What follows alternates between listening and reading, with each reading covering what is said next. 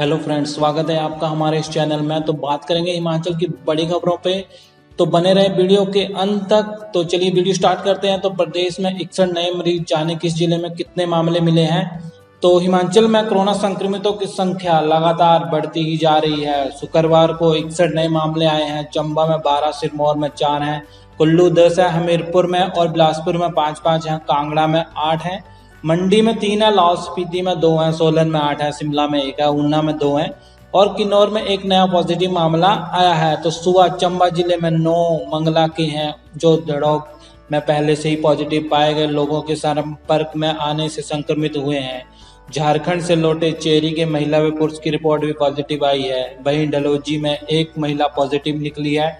जिले में सक्रिय मामले 167 हो गए हैं और अब तक 110 ठीक हो गए हैं। उधर लाहौल में भी कोरोना के 2 पॉजिटिव मामले आए हैं। पालमपुर के भेड़ पालक की रिपोर्ट पॉजिटिव आई है। संक्रमित दारचा से केलांग तक निगम की बस में पहुंचा, लेकिन प्रशासन ने अभी तक किसी भी यात्री की पहचान नहीं की है। वहीं दालंग सेना कैंप में सेना का एक अधिकारी कोरोना पॉजिटिव आया है।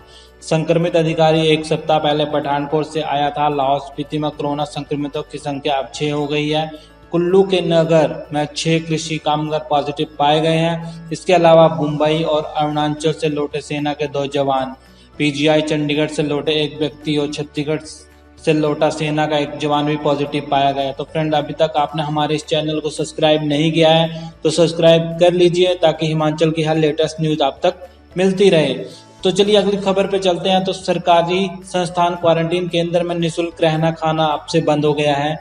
तो हिमाचल के हमीरपुर जिले के सुजानपुर मंडल से संस्थागत क्वारंटीन सेंटरों में अब मुफ्त में रहने वाले और खाने की सुविधा बंद कर दी है। ऐसा करने वाला ये जिले का पहला उपमंडल होगा। अन्य राज्य से प्रदेश आने वाले लोगों को अब अपने खर्चे पर संस्थागत क्वारंटीन होना पड़ेगा। सुजानपुर प्रशासन ने बाकायदा इसके लिए दरें भी निर्धारित कर दी हैं। अगर व्यक्ति प्रशासन की देखरेख में क्वारंटीन होना चाहता है तो उसके लिए भी दरें निर्धारित की गई हैं। अगर कोई अपने स्तर पर किसी होटल या अन्य स्थान पर रहना चाहता है तो उसका खर्चा उस व्यक्ति को खुद वहन करना होगा और दरें भी खुद निर्धारित करनी होंगी। तो सुजानपुर मंडल में अभी जो भी कोई बाहर से आ रहा था उसे प्रशासन निःशुल्क रहने खाने की सुविधा दे रहा था, लेकिन अब कोई व्यक्ति सुजानपुर मंडल से बाहर से आता है तो उसे विश्राम घर में रहने के लिए पैसे देने पड़ेंगे, साथ ही खाने का खर्चा अलग से देना पड़ेगा। प्रशासन ने प्रतिदिन के हिसाब से एक व्यक्ति के लिए 550 रुपये दर निर्धारित की है। इसमें 400 रुपये कमरे का किराया है और 150 रुपये प्रतिदिन भोजन के लिए जाएंगे। तो सुजानपुर उपमंडल अधिकारी शिल्पी व्यक्ता ने कहा कि प्रति व्यक्ति 550 रुपये की दर निर्धारित की गई है। इसमें 400 रुपये कमरे और 150 रुपये खाने का लिया जाएगा। उन्होंने कहा कि अगर कोई गरीब परिवार से संबंध रखता होगा तो उसमें निःशुल्क सुविधा दी जाएगी। तो अगली खबर पे चलते हैं। तो जब महिला डॉक्टर ने ऑनलाइन ऑर्डर किया पिज्जा तो हुआ कुछ ऐसा। तो जानते हैं, तो हिमाचल प्रदेश में ऑनलाइन ठगी के मामले लगातार सामने आ रहे हैं। ताजा मामला सूबे की राजधानी शिमला का है। यहाँ ऑनलाइन पिज्जा ऑर्डर करने के बाद महिला डॉक्टर के खाते से 60,000 रुपये निकाल लिए गए। महिला डॉक्टर ने पुलिस को इस संबंध में शिकायत दी और उनकी शिकायत पर छोटा शिमला थाने में केस दर्ज किया गया है। जानकारी के अनुसार शिमला के कमला नेहरू अस्पताल में तैनात डॉक्टर ने ऑनलाइन पिज्जा ऑर्डर किया। उसके बाद महिला के खाते से 6 बार पैसे कट गए। महिला के पंजाब नेशनल बैंक के खाते से ये पैसे कटे हैं। महिला डॉक्टर ने शिकायत में कहा कि एक पिज्जा ऑर्डर करने पर एक फ्री का ऑफर दिया गया था और इस दौरान उन्होंने एक लिंक पर क्लिक किया और बाद में खाते से पैसे साफ हो गए। महिला डॉक्टर के साथ 59,954 रुपए की ठगी हो गई है। कमला नेहरू अस्पताल में तैनात महिला डॉक्टर ने पुलिस को दी शिकायत में कहा कि ऑनलाइन पेमेंट के बाद पिज्जा तो डिलीवर नहीं हुआ। तो अगली खबर पे चलते हैं। तो आखिर क्या हुआ ऊना के अस्पताल में, किसने कहा हुई लापरवाही। तो क्षेत्रीय अस्पताल ऊना में उपचार के लिए लाए गए युवक की मौत हो गई। इस पर उपमंडल मंगाना के गांव चौकी मनियार के 21 वर्षीय अमरीक सिंह के परिजनों ने चिकित्सक पर इलाज में कोताही बरतने के आरोप लगाए हैं।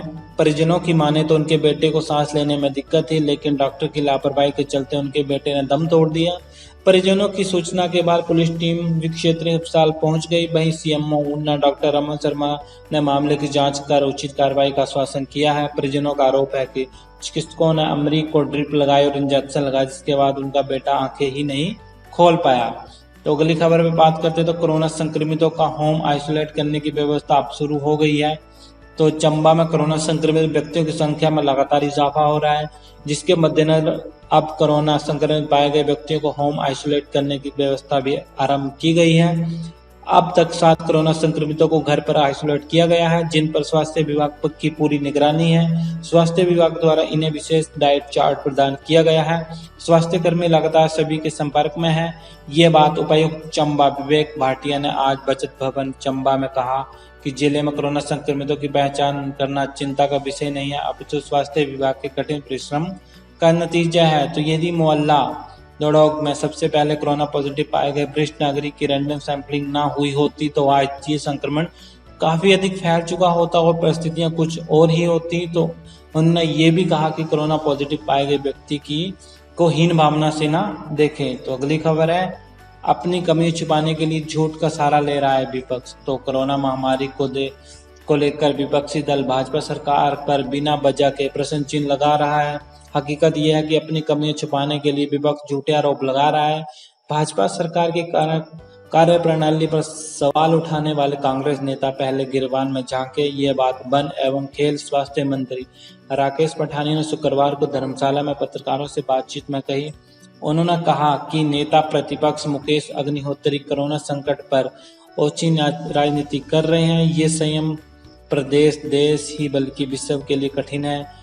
प्रधानमंत्री नरेंद्र मोदी के नेतृत्व में देश में मुख्यमंत्री जयराम ठाकुर की अगुवाई में हिमाचल प्रदेश ने इस महामारी पर काफी हद तक काबू पाया है। भाजपा ने कोरोना संक्रमण शुरू होते ही जिस स्तर पर भी लोगों की मदद की, बाकायदा उसकी ई बुक तैयार की है। उन्होंने कांग्रेस ने नेताओं से पूछा, वे बताएं उन्होंने अभी तक कितने लोगों की सहायता की है।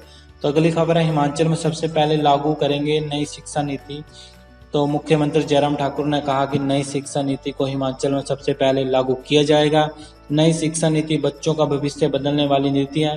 2 दिवसीय दौरे पर शुक्रवार को कुल्लू पहुंचे मुख्यमंत्री जयराम ठाकुर ने शमसी में एक कार्यक्रम के दौरान ये बात कही। उन्होंने विपक्ष पर भी जमकर हमला किया, कहा कि कोरोना काल में भी विपक्ष की राजनीति नहीं छूट रही है। इस संकट में जहां भी एकजुट होने की जरूरत है, वहीं विपक्ष कहता है कि मुख्यमंत्री वॉक ओवर और सचिवालय में बैठे रहते हैं।